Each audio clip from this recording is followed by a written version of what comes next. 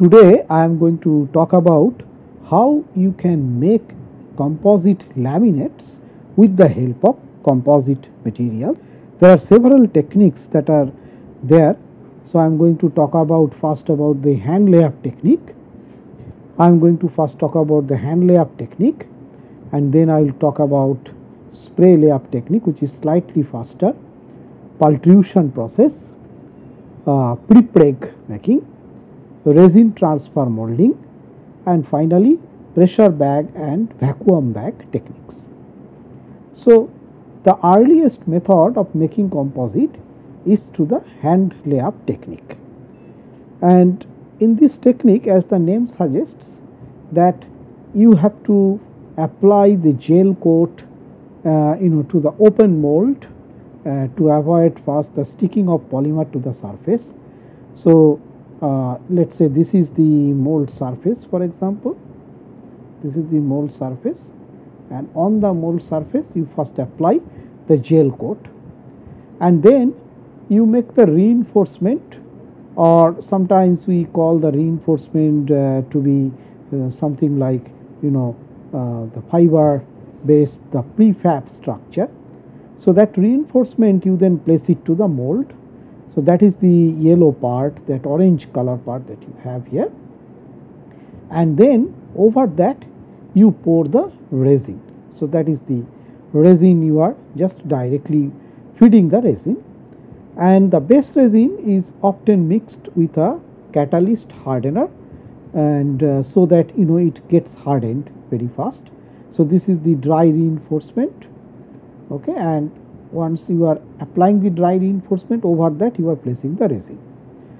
And this layup you can do it layer by layer by layer, which means you first apply one gel coat, apply one dry reinforcement, put the resin, then again the second layer, like that you can build it up.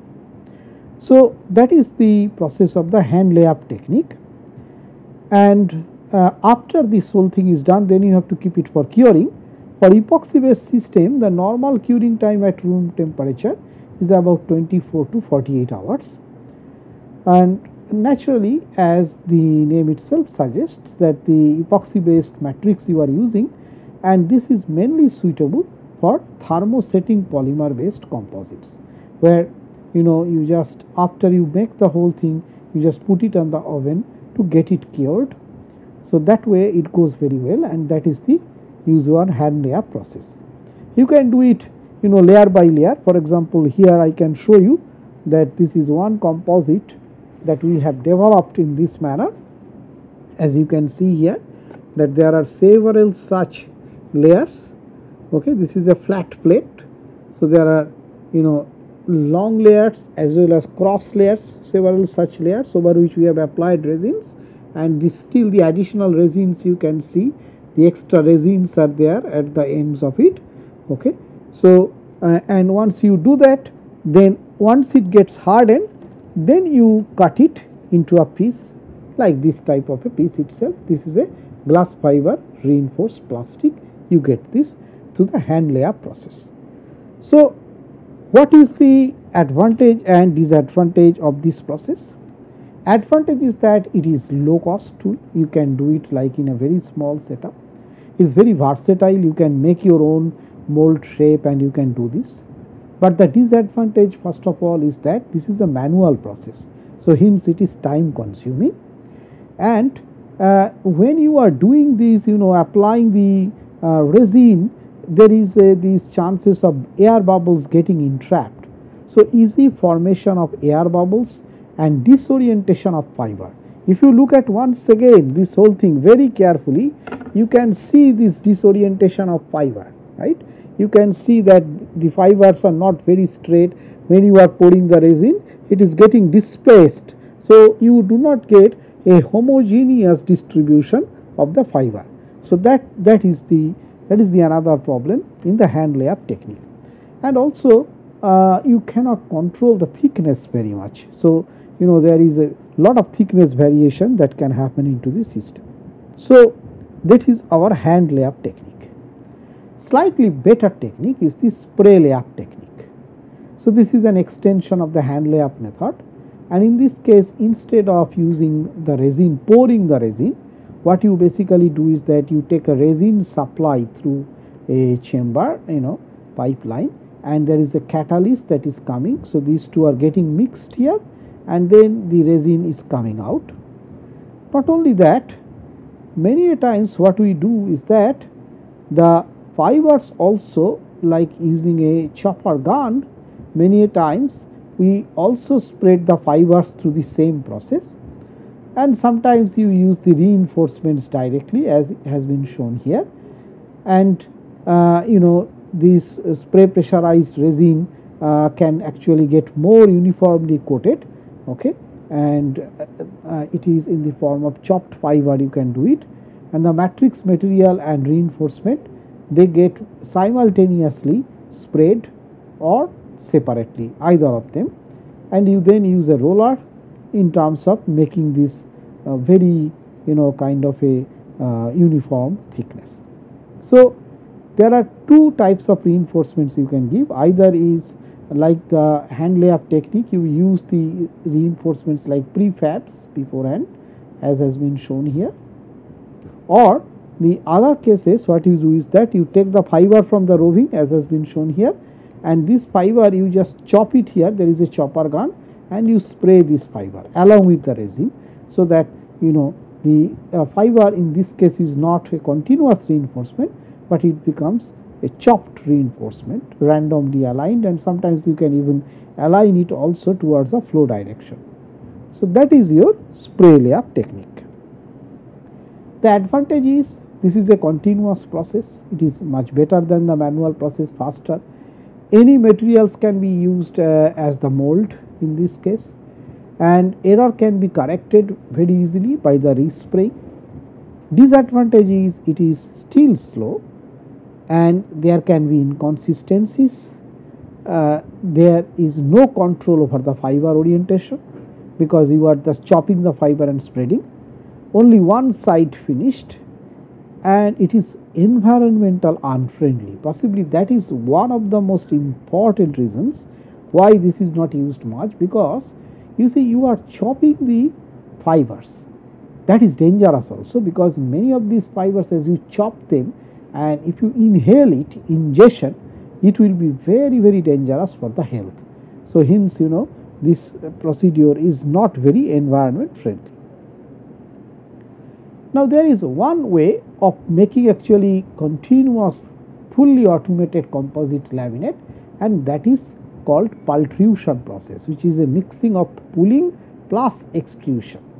So what you do in this process, that you take the fiber from the fiber rovings, and as you can see that they are getting a resin bath here.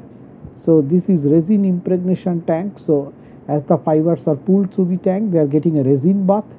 Then there is a preforming die where actually these additional resins are taking out.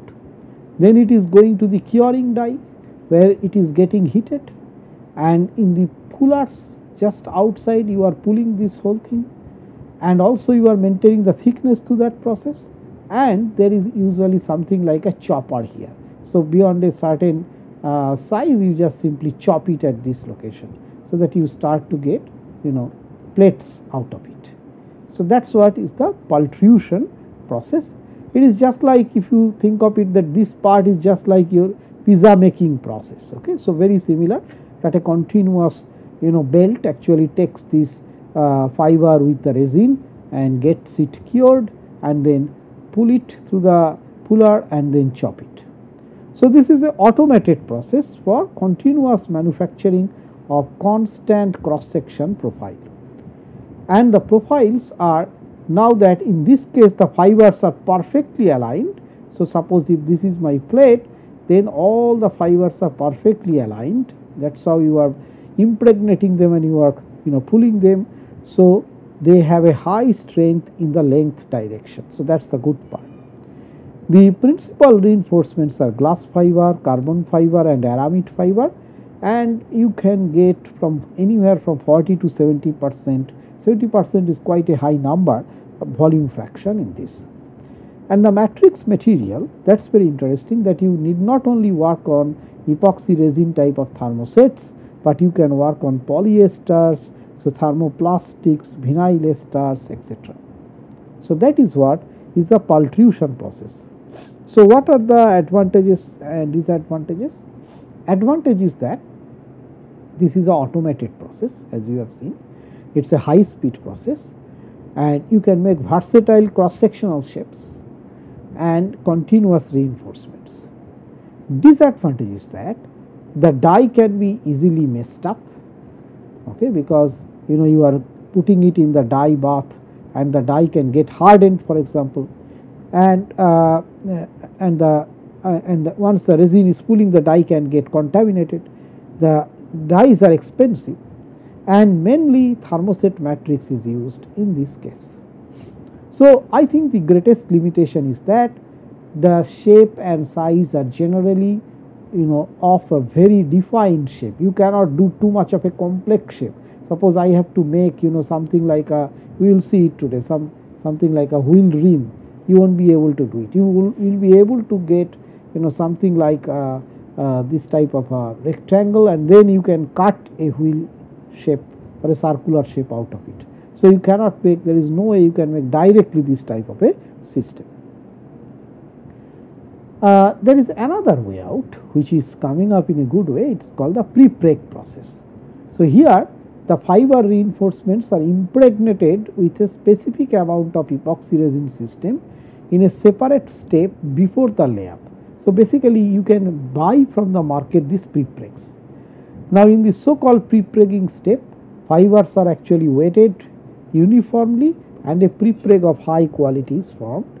And once you are forming this, so you can see here fiber reinforcements, epoxy resin is coming up, you are pre-pregging, okay, and then you are cutting and layup is taking place, then you are pre-forming the whole thing, okay, and then transfer this pre-form into the mold, then you cure it, and finally you opening and demolding it.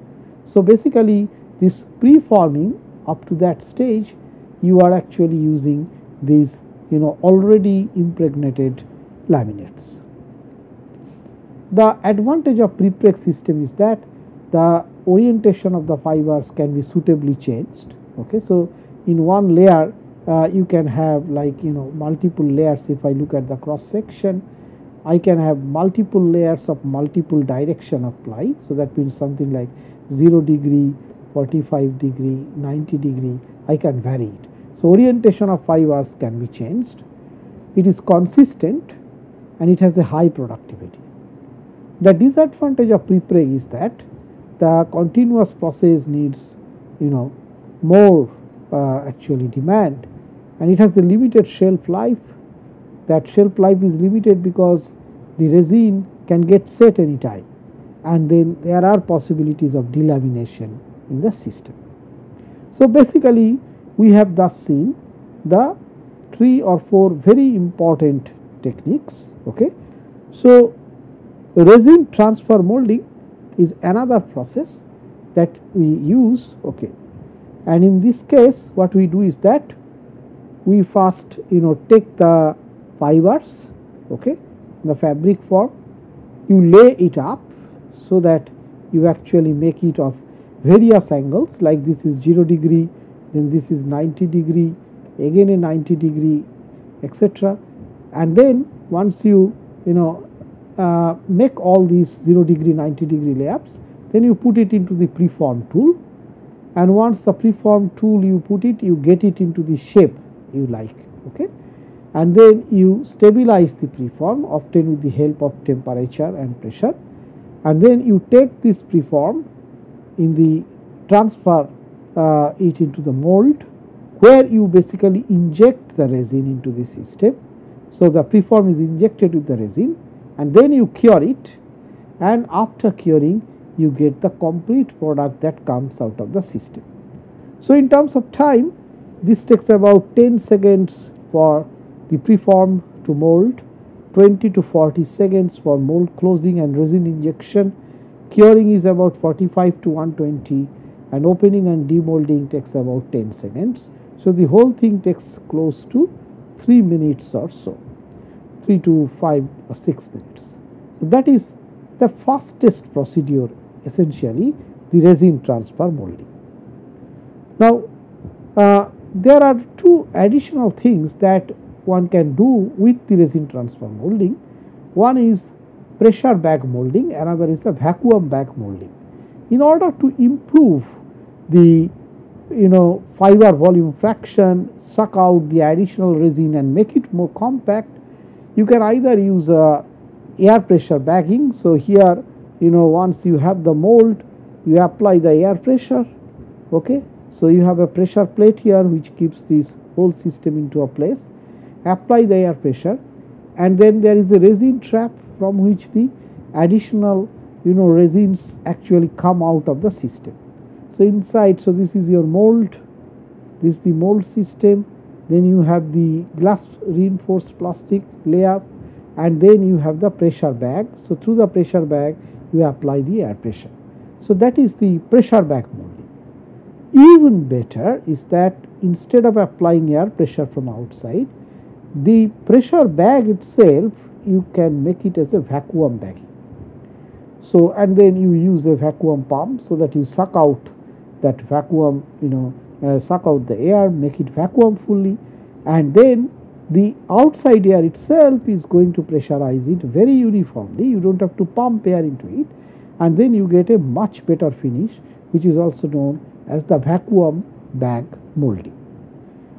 Now I am going to explain you this entire process of making this carbon fiber laminated composite, or for that matter any such laminated composite, through a hand layup technique and with the help of a video. And this credit of this video goes to this Remi team of Finland. So we have taken their video to explain you this whole problem. So let us just look into it, how you will be doing this whole thing. So as you can actually see in this particular case, that first of all you are cutting the carbon fiber and of a particular shape that you want to do. In this case they want to make a circular shape, but instead of making the whole circular shape, they are cutting it into various pieces, like 6 to 8 pieces. Okay, and then that also can be developed in terms of layers. So first you clean up this whole space, the so-called mold space, and then on that mold, so you actually apply some release agent so that it comes out very well, and then you start to apply the glue and the carbon fiber. As you can see that the carbon fiber here is getting applied, and this is like it can be of two types. One is that you add only fiber, or you add carbon fibers like in the pre-preg form. That means the carbon fiber is already having glues in it. Now once the required number of carbon fibers you have applied, then what they are doing is that they are applying this white thing, which is the release films, so that it comes out very easily. And also the breather you have to apply so that it gets cured very easily. And then you have to apply the vacuum bagging. So basically they put the entire thing into the vacuum bagging system. Just now we have discussed about the vacuum bagging, and you can see that how they have applied the vacuum bagging system.